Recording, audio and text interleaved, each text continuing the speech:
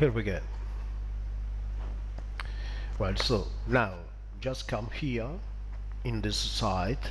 Right, of course I post a link in the description, and just drag the text inside this panel. Okay, well, so you can see the normal map. In this case we can adjust some parameters if you want, and in this case we need the specular and the ambient occlusion map too.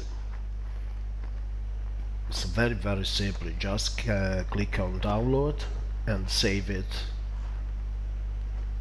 here like normal. Okay, come in ambient occlusion and just download it. Okay, and let's come in the specular and download too.